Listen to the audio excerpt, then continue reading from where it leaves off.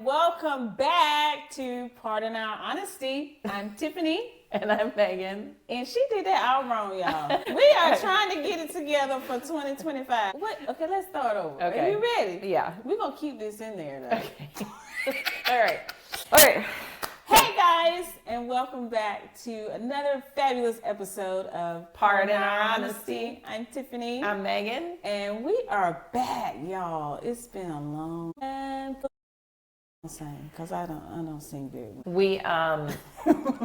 We got a little preoccupied last year. Tiffany is, what do you call it, the ambassador? Coordinator. The coordinator for Toys for Tots. Yes. And for our area, which is a very large area, and you helped how many children? Over 11,000 this year. Over 11,000 children. It's about a 3-month project, a little bit longer. So she got very tied up in that. Yeah. I had some obligations through the organization that I work with. Y'all. And it had a lot of traveling, and we just really dropped the ball. Yeah, we did. But that's not to say you can't always get back on the ball, because this is almost February 2025. Everybody made those, what I hate, New Year's resolutions. I am a fan of let's create habits that will generate lasting change throughout the year. So I'm watching my pennies. I might fall off the wagon, but I can always get back on. So if that's happened to you, just like we're getting back on the horse, you could do the same thing too. Yeah, I think sometimes when people set those things and they, I don't want to say fail, they fall off, as you say, then they just never go back to it. And we have been talking about coming back to the podcast because we love it and we like to talk openly, and we see more and more in our daily life how much people like to talk openly. So we just realized, okay, let's just get back on it and start where we left off. Jesus, help us. Yeah. All right. So what are one of those habit things that you've tried to implement so far this year? Well, one, I wanted to continue to go to the gym 5 days a week. You've been killing it. How many days have you missed? You've been sick. I didn't go one day this week. This week. How about the rest of the month? So the week before, I went 4 days. Yeah, she's doing it. But see, let me interrupt. This is called you being your worst critic. I am. So how many people are actually doing a lot, but they're telling themselves they're not doing enough? Because if you really look at it, ask me the last time I went to the gym. You went at the beginning of the week. You and I, one of our good friends, y'all went walking on the treadmill because you told me about it. Yes, okay, but other than that one time, I haven't been since our trip last summer. When we left for London, I never went to the gym when we got back. So you're going still 3 to 4 days a week since then, if not 5 days. Yeah. So you got to give yourself credit where credit's due. And I don't do that. I was thinking while you were talking about my whole internal mindset. That's something I'm also trying to work on, is I don't give myself credit for anything, honestly. And I don't know why that is. That I don't rejoice and get into the accolades of, oh, Tiffany, you did this, or oh, Tiffany, you did that. And when people ask me, like, well, who are you, Tiffany? I just say, I'm just Tiffany. What do you mean? What else do you want to know?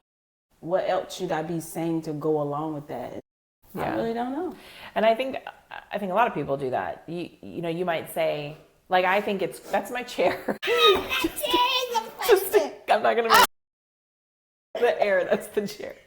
I'd take credit if it wasn't, but it's typically a chair. Yes, we would. I think that, like, people think whatever they're doing from wherever it stems from is never enough. So, like, you know, you did Toys for Tots, and a lot of people may have no idea the depths of what you do and how hard it is and how much you're coordinating. To you, I think you just go, yeah, I did Toys for Tots. You don't realize, like, how much organization and planning and families you've helped and, like, the depths of it. So we think we don't do enough. And, like, even the gym, you went one time, but you've been going consistently. You should be going like, gosh, I'm proud of myself. I've been going. I've been consistent. And look at Megan. She quit. I would never do that, though. I think, you know, we never give ourselves credit. That's true. And it probably stems, I'm assuming, I feel like I'm about to eat it, y'all. It probably stems from guessing either our childhood or our relationships or trials we've had where we just never feel like, or our own self-reflection of ourselves that we don't think we've done enough. I think for some of, like you are not a bragger and you're not an egotistical person. So I think for you to say, I did this awesome thing, you would feel almost uncomfortable. I do. like you're boasting about yourself. I absolutely do. But you're not, you're not walking around with like but I think, you have to give credit where credit is due. And I think a lot of us are, I'm going to say, especially women, are hard critics on ourselves of it's not enough. I got to do more. It's not enough. Or so-and-so does better. But what is it? Comparisons that the joy. Well, she's doing all this stuff and I only got up today and took a shower. Well, maybe that's a big thing for you. Well, how do you get out of that rut? I mean, I know you have to talk to yourself differently. Yes, mindset. I think it comes with age and practice. The older I get, I get new boundaries. Like this year, I'm like, you know what? If I'm not comfortable somewhere, I'm just not putting myself in that situation. I used to put myself in situations and I'm not really that comfortable. I don't feel good there. Why am I doing that? So then as I get more confident being okay saying, I'm not doing that, or remove myself from environments that I don't feel I'm thriving.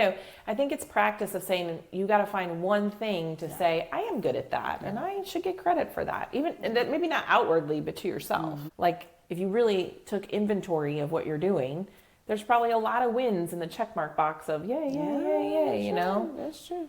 All right, so what's one thing you're doing differently this year?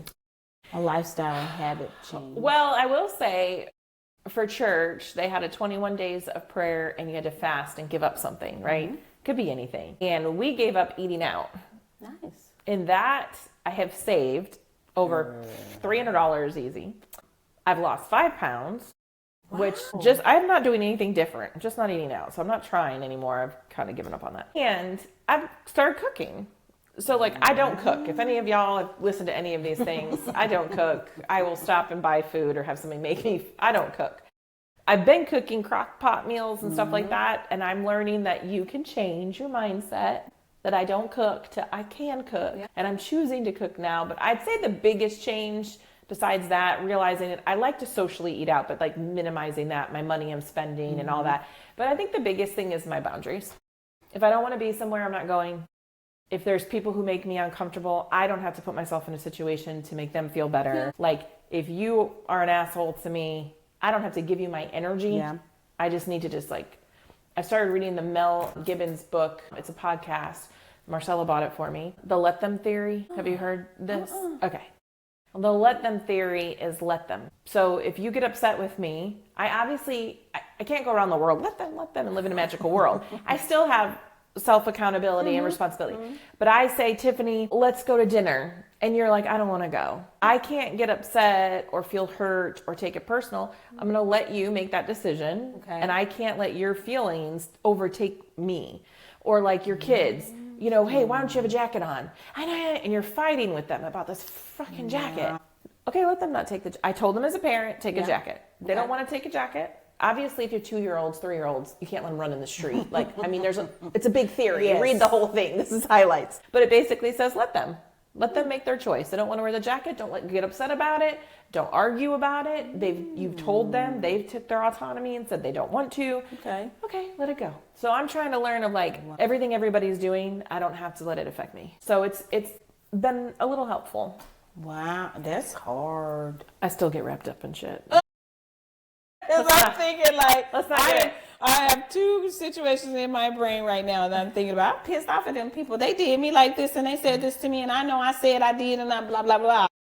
But I can just let them. Let them. You can't change their thought process. Own my part. Own your part. Is there something you should fix? Is there something you should change? Okay. But how they feel, you can't change that. You can't change that. Just like when you tell people, I'm upset, you made me feel this way, and they're like, sorry, you felt that way.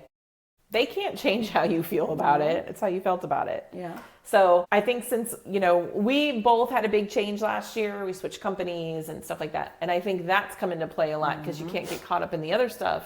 You just do what you know is right and you do. And whatever's happening out there in the world, I can't control that. The things you can't control, don't let it give you so much energy, take so much of your energy. It is challenging, but it's very good. And it really does go into more depth. You can't just walk around the world going, let them. But that's the chair. But I think we should just, if we did do that, then you have approach. But then you have less self-accountability. So you can't forget the self-accountability. If you're upset with me because you think I'm a bad friend and I haven't communicated, I can't say, well, that's your problem. I have to really take a look at myself and say, well, have I texted her? Have I reached out to her? Have I tried to see if she was okay? I do have a self-checklist too. But if it's something out of my control, let's say we go to a party and it's loud and the fridge is broken and things are going wrong. I can't control any of those things. So why am I going to get stressed and worked up and get mad at people, and my anxiety get mad at people, and I create this environment? So I'm halfway through it. It's a 10-hour audiobook. Okay. It's very good. I haven't been a learner as well as reading it, so I haven't tried audiobooks before. See, when I read, I don't know what I read. I could read 3 pages and be like, what the fuck did I just read? And I have to go back. But the audio I can play, I guess, while I'm working, and somehow I'm taking it in. Maybe that's an ADD thing. I don't know. We are back. We are super excited to be back. So if you have a topic that you want us to cover this year, since Megan doesn't have her fancy job anymore, she could be very, very honest like me. So I'm excited to hear some of these conversations that we're going to have. We got new changes with us, new changes with the world. I'm sure we'll talk about some of those new changes that everybody's hearing about. I can't wait for all the wonderful things. Hopefully I get to go on a whole bunch of trips. We're planning a trip. That's my habit for this year, is to slow down and not focus on and enjoy life. That's really what I want to do. And one of our friends, she saw me 2 weeks ago, I think, and she said, "You look so much happier." And I was like, "Girl, because I ain't stressed." I'm super excited. Yeah, super excited. We're planning a 50th birthday trip for Tiffany. Lord, 50, y'all. We might have to do maybe that's what we should do too. When we take trips, we should say how we saved money and like what we do. Because Tiffany got a quote for a trip we're going on. This is the difference you're going to learn between Megan and Tiffany. Tiffany gets a quote for this trip and says, "Hey everybody, it's only going to be $12,000 a person." A person. So the rest of the world is going, "What? Only? What?" He gets on Travelocity and we find about the same trip for about $3,000 or less. Total. We going. So we're going to go now. Yes. Who was going? I wasn't going at 12,000. Yeah, you was going. No, Megan wasn't. And she's going to stick me in a hotel room by myself. No, we're not going to leave you by yourself. But yeah, so we should do that on some of our podcasts. The trips we take, how we save money, things we did. Yeah. I'm excited for So that. we just felt we need to be back. We had a lot of people reach out to us and ask, like, why are you not doing more episodes? We really like listening to you. You guys are very honest and open. And people would reach out to us after some of the episodes and say, like, I totally related to you, or you said things everybody thinks but doesn't say. And I know there's a million platforms out there, but we want to be, I think, the most authentic. And now that we have less restrictions on that this year, we're going to be a little bit more free to talk more openly about things without, having, I don't want to say consequences, but, we just want to be more free. So be free to tell us what you want to talk about, give us feedback. And thank y'all for Unless it's rocking with negative. us. We don't want any negative. They might come and we're just going to let them. We're going to let you. Yeah, that's true. Okay, we'll let you. If you have a negative feedback, that's fine. Yeah. But guys, thank you for rocking with us all this time, and we're back. So hopefully you'll jump back on the bandwagon with us. And until next time, bye guys. Bye guys. And we're so excited to be back.